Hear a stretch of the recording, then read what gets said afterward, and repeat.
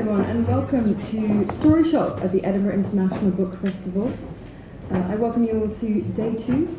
This is very exciting. My name is Eleanor, and I am with Edinburgh City of Literature Trust. Edinburgh was designated a City of Literature by UNESCO in 2004, and as part of that wonderful designation for our literary city, we encourage and discover and nurture new talent all across the city.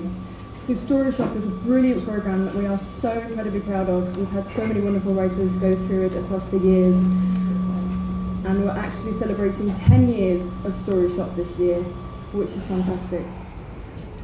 So today, I would like to introduce to you Jonatha Kottler, who is originally from New Mexico and now lives in Edinburgh. She's a member of the city's Write Like a Girl community and runs a reading and writing group for the local community ECAS. And Jonatha will be reading for you today A Stranger's 4 Seasons of Edinburgh. Thank you.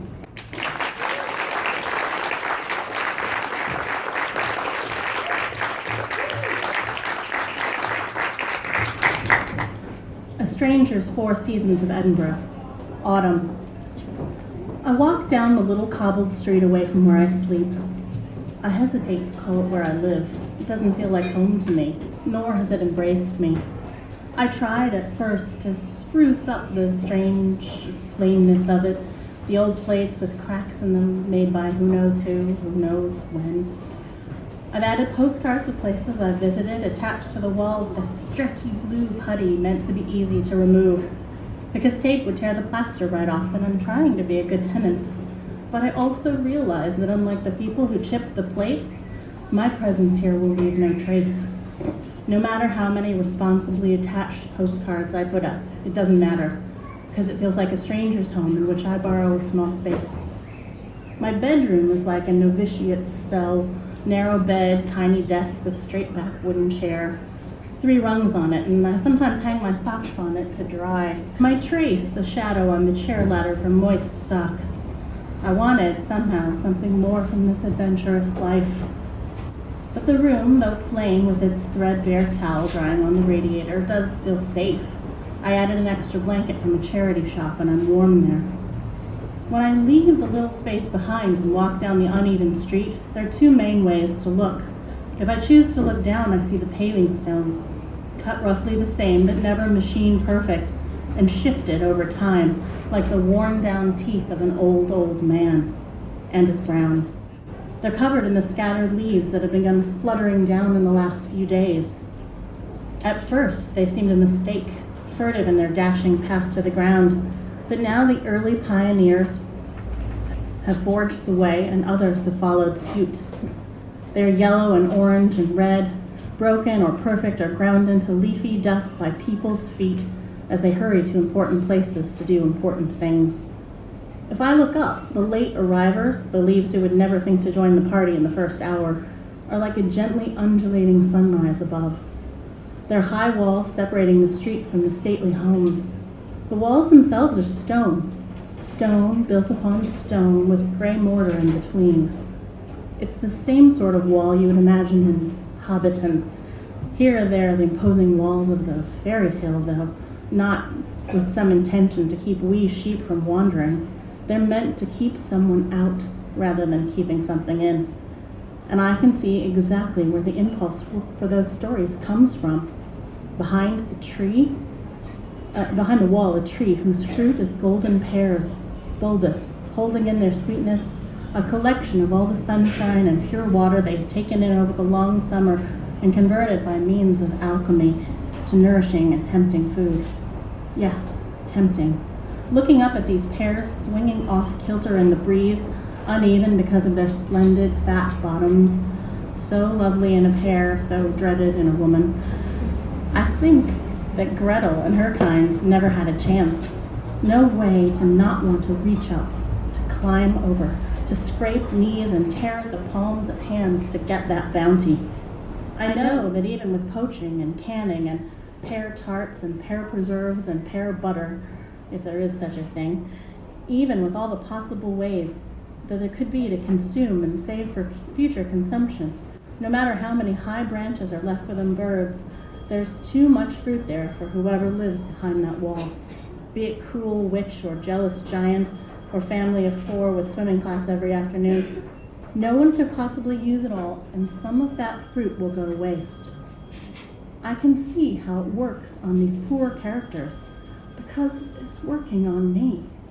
I see myself climbing up that wall, stretching out for the pear and eating it right there. The juice is running down my chin and stinging the cuts on my hands from the climbing. I turn the corner and walk past a shop that sets its produce out in slanted boxes by the window. And the pears I pass there don't even catch my eye. They might as well be photographs in a magazine without form or dimension. And I am starving. Winter. The nicest thing I saw today was a woman in a shop.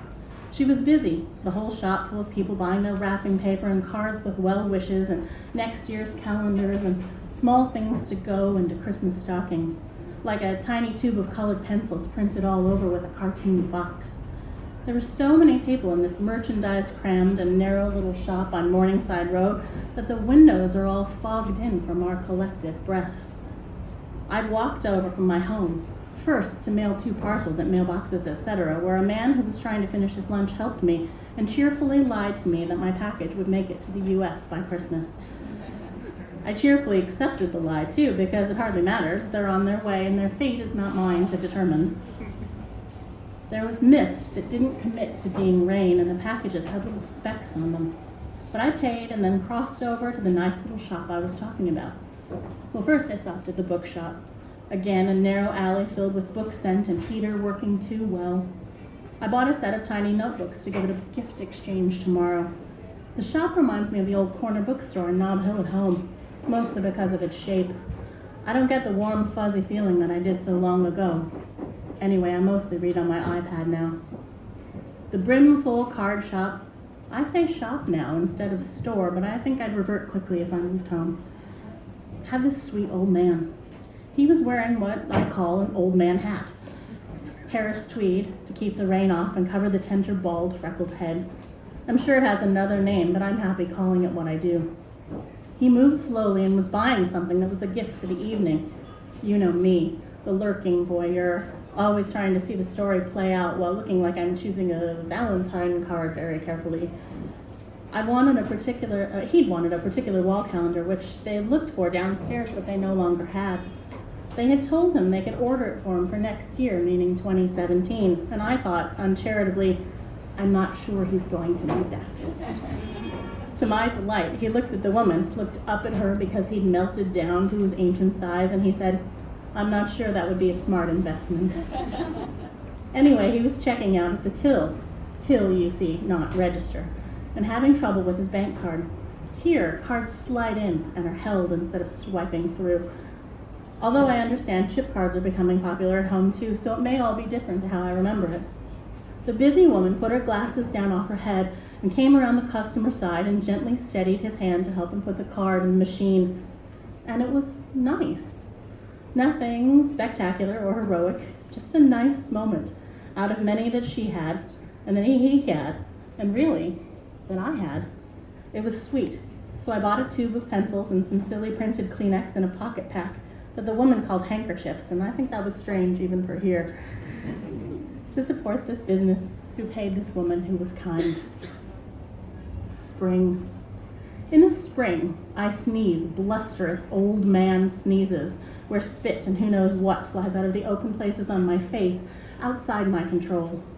With some warning, I am sometimes able to bring on my elbow, sneeze into that. I usually sneeze 3 times, and when I pull my face away, I've left a Rorschach image behind.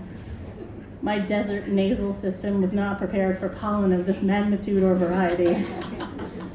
And as soon as the light begins to grow and the day to lengthen, I start to sneeze, and I don't stop until the pears ripen in the autumn. But the distress is worth it. The flat I rent now has magnificent gardens, and it's part of the lease that I am not allowed to garden in them, which is fine with me, as I do not get along well with plants. I need at least a meow or higher to remind me that something needs taking care of. The gardens have their own gardener, whom I first encountered as an unexpected shirtless man in a tam o' shanter wandering outside my window, but who is actually a poet and a deep thinker and a wide reader and the friendliest person. If I offer him a cup of tea when he is working, he asks instead for a cup of hot water and then picks sprigs and leaves from all around and creates a brew. He is the conductor of, and the garden is his symphony. And since it is not my garden at all, I feel like someone who's won tickets on the radio or sneaked in the back door when someone was taking a smoke. I get to go for free. The winter was some cold rehearsal period where things were happening at a remote rehearsal hall beneath the ground. Under his smiling eyes, the first snow drops begin an overture. Not a whole piece of music to sing your heart to, just a reedy thread, a promise that spring will come. Snowdrops, crocus, daffodil. I've managed to learn these as they rise up slowly enough for me to recognize. Bluebells. But then, as if on cue and at the prompting of his baton, a wave of flowers. Blue, orange, yellow, purple, tiny, huge, multifaceted rhododendron? I have to photograph them and look them up in books. Fruits blushing on the vine, looking like dollhouse versions of what they will be in July, in August. And like the symphony, when the music of the garden swells, I am too overcome by the whole to consider where this sound is an oboe, or that's a cello, or that fruit is a red currant and the flower is a hyacinth. It's just a harmony of color and smell and taste and bees, and it's rolling in and on longer than I could possibly imagine. The same season at home lasts from a bright day in the end of February until the fierce March winds blow your mailbox off its post and grit up your teeth with sand off the mesa, and then it's dry, hot summer.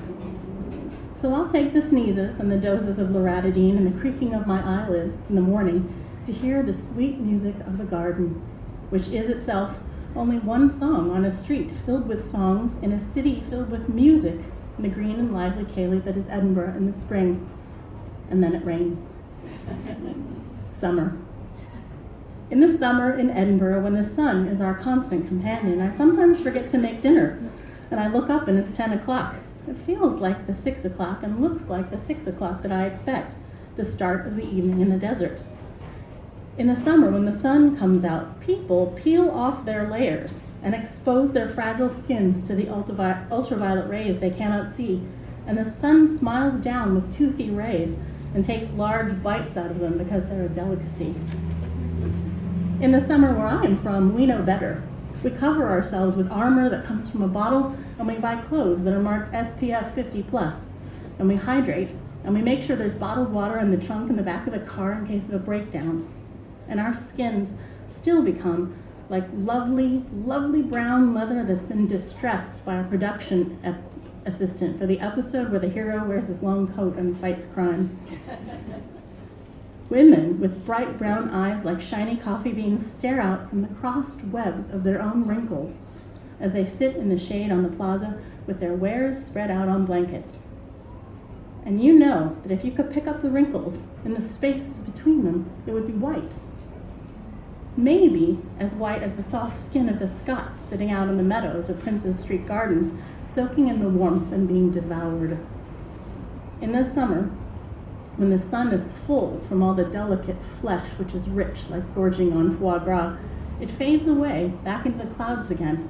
It's had too much of us, even though we haven't had too much of it. But the light filters through still past the veils of the clouds and into the gardens, making the cabbages tempting for tiny creatures that I know from only storybooks. In the summer, when the cabbages are fat and the artichokes are the size of footballs, the hedgehogs trundle out for a bite, and they have all night to enjoy it, because they get to dine late too.